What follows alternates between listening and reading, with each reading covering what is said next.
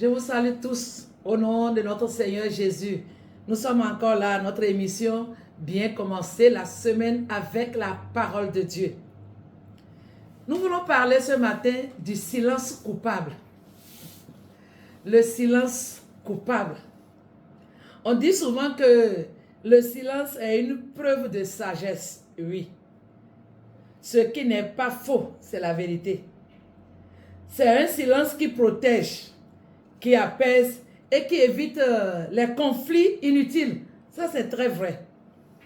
Mais il existe également un silence qui, devant Dieu, devient une faute. Et ce silence, c'est celui-là que j'appelle le silence coupable. Et c'est de ça que nous allons parler aujourd'hui. Et la Bible en parle, de ce silence coupable. Nous allons trouver notre méditation dans le livre du prophète Ézéchiel, le chapitre 33, les versets 7 à 9. Ézéchiel 33, 7 à 9.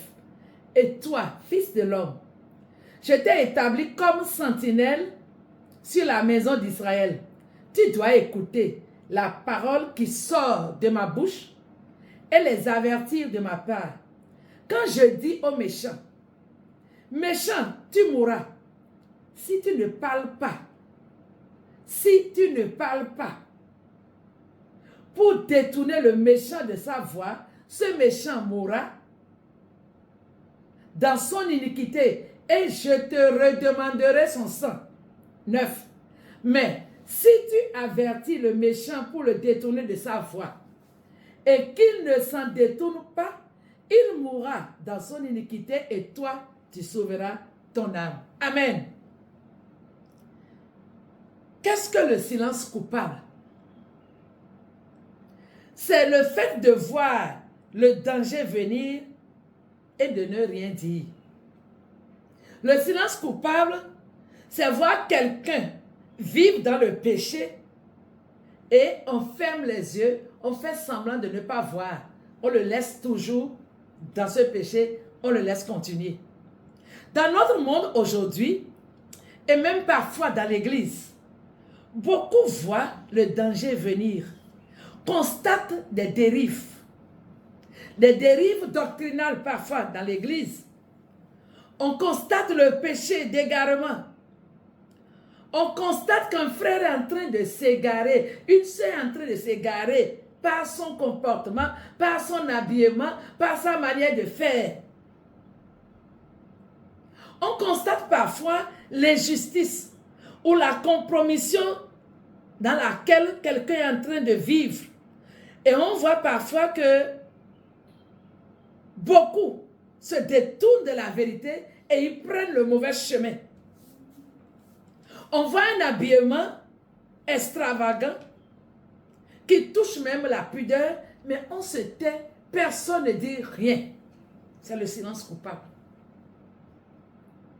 On choisit de se taire en utilisant les expressions telles que, je l'ai entendu déjà plusieurs fois, ce n'est pas dans ma bouche qu'ils vont manger leur piment. Une autre expression, je ne suis pas le premier responsable. Les responsables sont là, ils voient. Ou bien d'autres disent, ça ne me concerne pas, c'est la vie privée de la personne. Chacun sauve sa tête. D'autres se taisent par peur d'embarrasser les gens ou bien par peur de déplaire. On ne fait pas dire à la personne pour qu'elle brise nos relations, on se tait. Par peur de perdre une relation, on se tait, ou bien par la peur d'un rejet quelconque, ou par la peur des conséquences qui vont suivre si on dénonçait une telle pratique. Mais une telle attitude est un silence coupable devant Dieu. Car cela revient à désobéir à Dieu. C'est ce que Ézéchiel dit ici. Si Dieu dis aux méchants, et tu ne dis pas, tu ne parles pas. La Bible dit, la personne va mourir dans son péché, mais toi, tu seras coupable devant Dieu. Je vais donner une illustration. Si un gardien dans un quartier voit venir, ou bien il a vu un incendie qui a commencé dans une maison. Et ce gardien se tait. Il préfère se taire, soit disant que ce n'est pas dans la maison où je garde, mais il a vu, l'incendie a commencé dans la maison voisine et il ne dit rien. L'incendie va se propager et dévaster tout le quartier. Beaucoup de maisons seront détruites et la faute est à qui? Au gardien qui a vu le petit feu qui a commencé mais qui n'a rien dit. Spirituellement également, plusieurs personnes périssent aujourd'hui parce que certaines voix se sont tues. Des voix qui devraient avertir, des voix qui devraient conseiller, des voix qui devaient réprimander se sont tues et aujourd'hui, ces personnes sont perdues et peut-être d'autres sont morts même dans leur péché là. Le Seigneur nous donne aujourd'hui 2 leçons à retenir de cette méditation. La première, le silence coupable peut faire perdre des âmes. N'oublions pas ça. Le silence coupable, notre silence coupable peut faire perdre des âmes. Face aux dérives, face au péché, si nous nous taisons, cela va coûter la vie à beaucoup de personnes. Beaucoup iront en enfer à cause de ça. Nous vivons entourés parfois des personnes qui ont besoin d'entendre l'évangile. Les membres de notre famille ont besoin d'entendre la parole de Dieu. Nos collègues ont besoin d'entendre l'évangile. Nos voisins, nos amis. Mais si nous nous taisons et on ne dit rien, ils vont perdre leur âme. Le silence d'aujourd'hui peut devenir le regret de demain et on dira, si je savais, j'aurais pu faire ceci. Ne soyons pas responsables de la perte de quelqu'un. Ne soyons pas responsables de la perdition d'une âme. Faisons notre part. Parlons, parlons et parlons encore et encore. Et que le Seigneur nous aide à ne pas être au nombre de ces voix qui se taisent, mais que nous puissions parler pour sauver quelqu'un. Deuxième leçon. Le silence coupable favorise l'expansion du mal.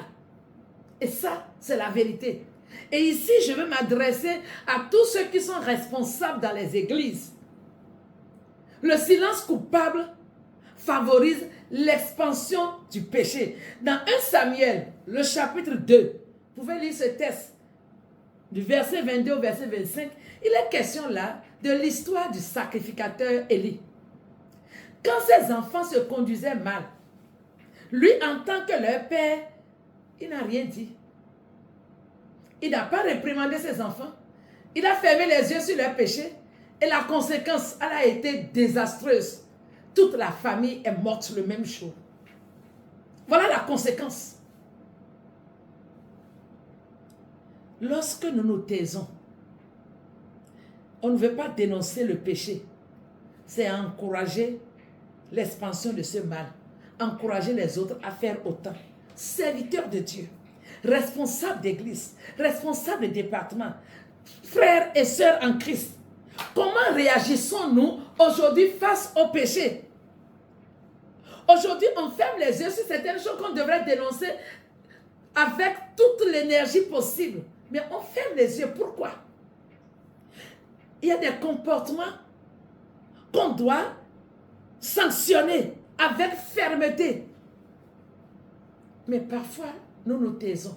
Et ça se propage. Je donne pour exemple, il y a quelque chose qui me traumatise, qui me trouble. En ces derniers temps-là, les divorces sont devenus légion dans nos églises. Pourquoi? Peut-être parce qu'un a divorcé, on n'a rien dit. Un autre voit ça, dit, quelqu'un a divorcé, les responsables n'ont pas réagi. Un autre va copier, un autre va copier, ainsi de suite. Ainsi de suite, ainsi de suite. C'est un silence coupable, mes frères et sœurs. Un silence coupable.